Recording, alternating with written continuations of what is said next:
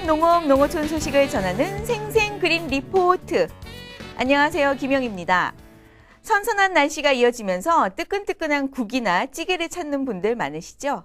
하지만 이런 국물 음식들 맛은 있지만 가끔은 너무 짜게 먹어서 건강에 해롭진 않을까 하는 의문이 들 때가 있습니다. 최근 이런 의문을 단번에 해결해줄 이색 제품이 개발됐다고 하는데요. 바로 음식 짠맛 센서라는 겁니다. 그 특별한 센서 지금 바로 만나보시죠.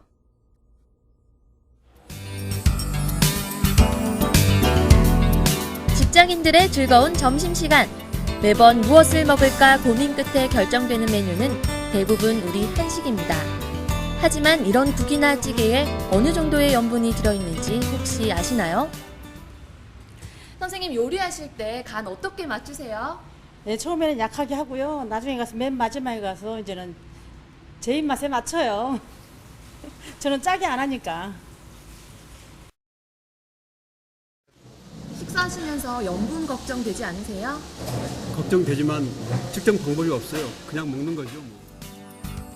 2005년 기준 우리나라 국민의 소금 섭취량은 하루 13.4g으로 세계보건기구에서 권장하는 우리의 소금 섭취량의 3배 이상입니다. 특히 소금의 과잉 섭취는 고혈압이나 위암, 뇌졸중 등을 유발할 수 있는 주 원인이라고 합니다. 하지만 이제 염분 걱정은 안녕! 국물류의 음식에 녹아있는 염분을 측정할 수 있는 기계가 개발됐거든요. 그 이름도 찬란한 음식 짠맛 센서!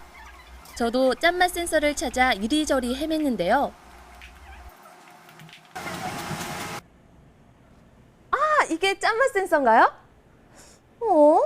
무슨 볼펜도 아니고 체온계도 아니고 이게 정말 짠맛 센서 맞아요? 네, 짠맛 센서 맞습니다.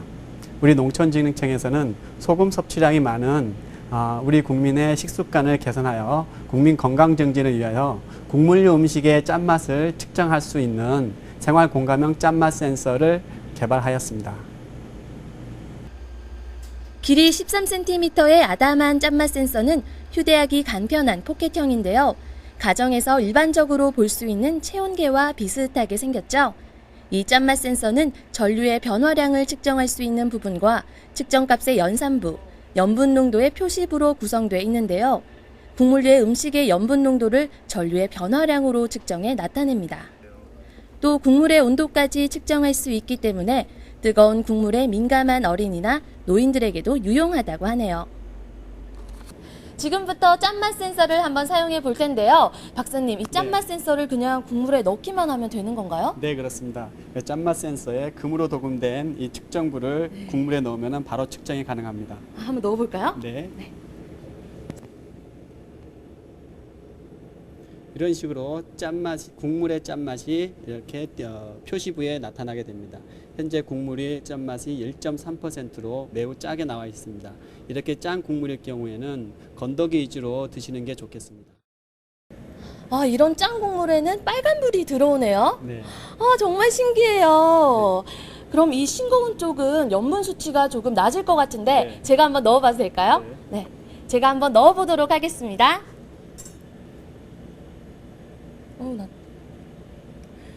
네, 이렇게 온도가 적당하고 또 염분 수치가 적당하니 이런 파란불이 들어옵니다. 정말 신기하죠?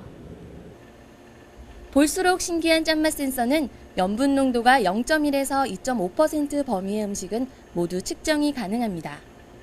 하지만 액상으로 된 국물의 짠맛만 측정할 수 있기 때문에 반찬이나 된장처럼 고체로 된 음식들은 물에 풀어서 짠맛을 측정해야 합니다.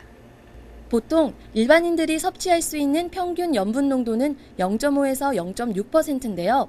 이렇게 짠맛의 허용값을 미리 설정해 두면 녹색과 적색의 LED광의 경고 신호를 통해 짠맛의 정도를 알 수 있습니다.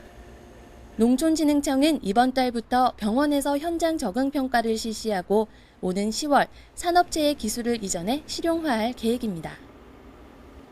짠맛 센서는 최고 80도까지 온도 측정이 가능하고요. 음식이 조리됐을 때뿐만 아니라 만드는 과정에서도 사용할 수 있습니다. 여러분, 적절한 염분 섭취로 모두 건강하세요. 네, 휴대하기 간편한 음식 짠맛 센서. 평소에 염분 농도 조절이 필요한 분들에게는 특히 유용할 것 같습니다. 그나저나 요즘 날씨 참 좋죠? 이럴 때 가을 나들이로 단풍 구경 계획하는 분들 많을 것 같은데요. 어른들뿐만 아니라 가을 나들이에 나선 아이들이 있습니다. 아이들의 신나는 웃음소리 가득한 즐거운 나들이 현장으로 지금 출발합니다. 파란 하늘 아래 초록으로 물든 한 목장. 목장길 따라 룰루랄라 아이들의 가벼운 발걸음 이어지고 아이들 탄성 절로나게 한 유쾌한 목장 나들이 지금 시작합니다.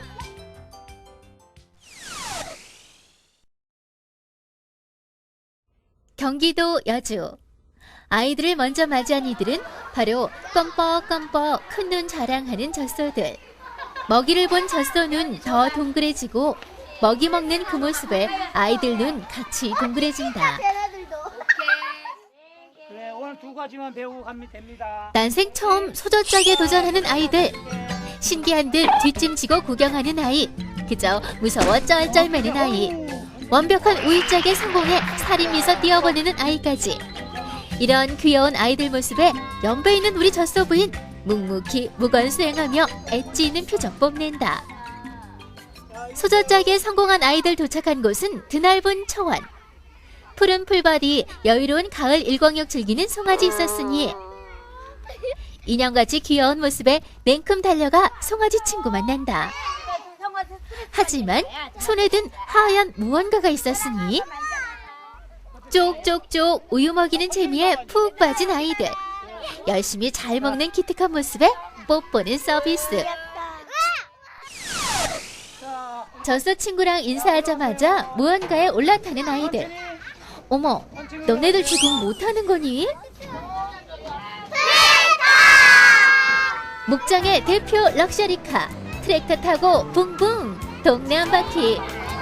불어오는 산들바람에 코끝은 간질간질. 따사로운 햇살 아래 아이들 마음은 살랑살랑.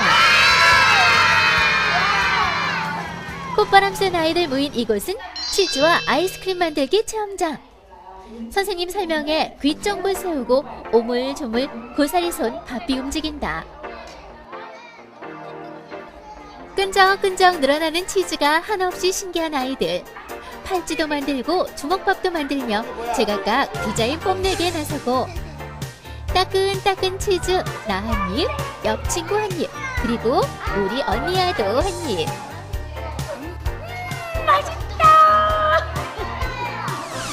수제 치즈 만든 아이들, 이젠 수제 아이스크림 요리사 될 시간.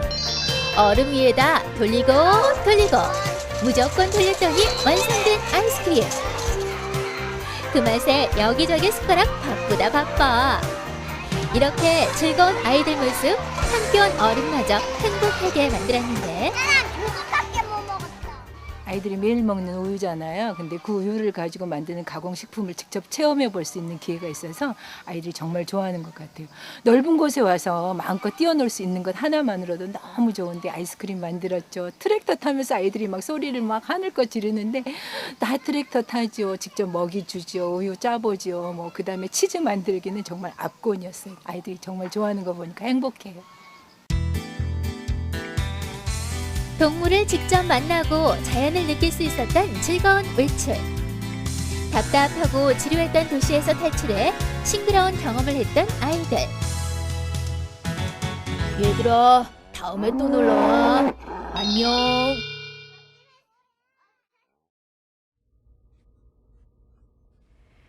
네, 송아지에게 우유를 주고 열심히 치즈를 만드는 아이들의 모습 정말 귀엽네요. 직접 만든 이곳의 치즈도 물론 아주 맛있겠지만 일본에서는 신도쿠 공동학사의 치즈가 그 맛으로 유명하다고 합니다. 첩첩산중 치즈 맛에 푹 빠진 모자 씨가 있는 공동학사로 가보겠습니다.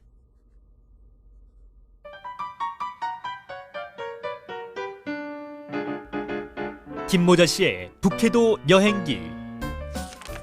홋카이도에서의 시간은 자비 없이 흐르고 여행도 계속됩니다. 농촌 노래를 한 덕에 농촌으로 날 데려가 주오. 이번엔 한 공동체의 농장입니다. 이 신도쿠 공동학사는 약 30년 전에 세워진 공동체로 몸과 마음이 불편한 분들과 건강한 생활 방식을 추구하는 분들이 모여 지내고 있는 농장입니다.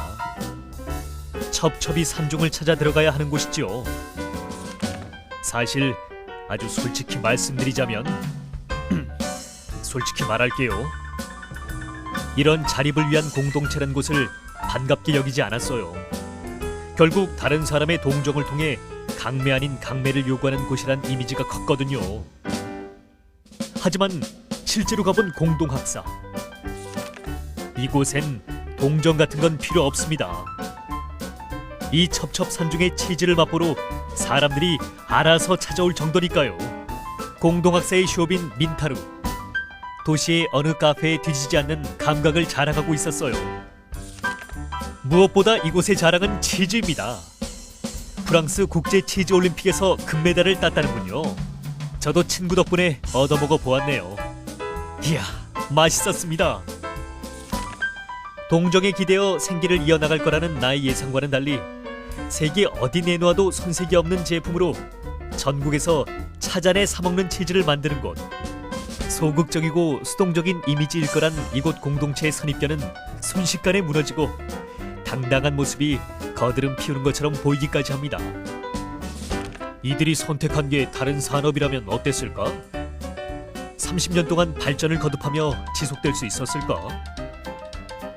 어쩜 이렇게 맛있을까? 맛있다. 저도 가진 것 없는 여행자 주제에 이곳의 비싼 치즈를 3덩어리나 샀어요. 아, 초록의 힘이란. 한 달간의 홋카이도 생활을 마치고 떠나야 할 시간입니다. 홋카이도 재밌었어? 재밌었죠.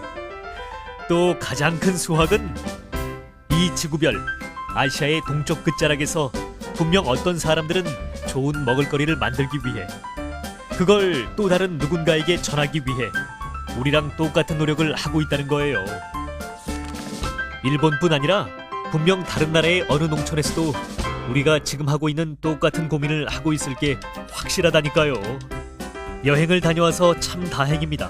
이 소심한 지구인이 혼자가 아니란 걸 깨달았어요.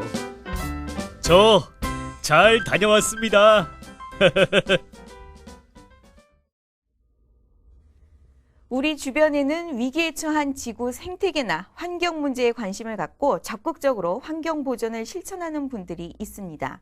하지만 막상 일반인들이 실생활에서 환경에 관심을 갖고 하나하나 실천하기란 그리 쉬운 일이 아니죠. 생생 환경 칼럼을 통해서 모두가 환경 지킴이가 되는 그날을 기대해 보겠습니다. 환경 지킴이를 위한 작은 코너 생생 환경 칼럼 함께 보시죠. 안녕하세요. 환경정의 조복현 기획운영국장입니다. 오늘은 환경정의에 대해 알아보도록 하겠습니다. 우선 환경정의는 지배와 억압의 구조를 탈피하고 성장 중심이 아닌 사회적 정의와 생태적 지속 가능성이 실현돼야 할 환경 위기를 극복할 수 있는 것을 말합니다. 예를 들어 환경 피해 사례를 보면 사회적 약자 집단이 환경상의 피해에 일방적으로 당하는 사례가 빈번함을 알 수 있습니다. 미국에서 발생했던 러브커넨 사건이나 일본의 미나마타병을 유발시킨 일본 질소공장, 우리나라에서 온산병을 일으킨 고려아연 공장 등 공해로 인한 환경 피해는 고스란히 사회적 약자에게 전가되었습니다. 에너지 다소비국이 발생시킨 온실가스로 인한 기후변화의 문제는 해수면을 상승시켜 투발루 섬 전체를 위협받게 만들었고요. 페루와 칠레의 해발 6,000m 이상의 만년설이 다 녹아내려 고산지대 주민들이 식수 위협을 받는 것 역시 환경정의의 문제입니다. 환경정의 운동은 환경상의 피해가 사회적인 약자에게 일방적으로 전가되는 것에 이의를 제기하고 자연환경의 향유와 환경 파괴의 피해에 대한 공평원칙 적용을 요구합니다. 일방적인 환경자원의 남용으로 우리 세대와 다음 세대의 미래를 빼앗는 행위는 있을 수 없습니다. 따라서 환경자원은 미래 세대를 위해 남겨두어야 할 가장 가치 있는 자원이며 우리 다음 세대들의 삶의 터전을 보존하는 것입니다. 이 원칙은 인간 세계에만 적용되는 사항이 아닙니다. 인간이 가한 자연 생태계에도 그대로 적용되어야 합니다. 과도한 산림의 파손은 다시금 인간을 위협하는 자연재앙으로 돌아오고 있고 농작물에 마구 뿌려지던 살충제는 생태계의 교란을 일으켜 인간을 위협하고 있습니다. 환경정의의 문제는 인간과 자연의 조화로운 삶을 모색하는 것입니다. 환경정의의 모토는 초록으로 그리는 정의로운 세상입니다. 이는 서로가 서로를 배려하고 미래 가치를 존중하는 마음으로 우리의 자연환경을 지키고 보존하는 것을 위해 노력하는 세상을 만드는 것이라고 생각합니다. 조금 있으면 우리의 대표 명절인 추석입니다. 가을은 초추, 중추, 종추로 나뉘는데 추석은 가을의 중간에 들어서 중추절 또는 8월의 한가운데 있는 큰 날이란 뜻의 한가위라고도 부릅니다. 올 추석 비록 연휴는 짧지만 오랜만에 만나는 친척, 가족들과 함께 즐거운 시간 보내시길 바랍니다. 시청해주신 여러분 고맙습니다.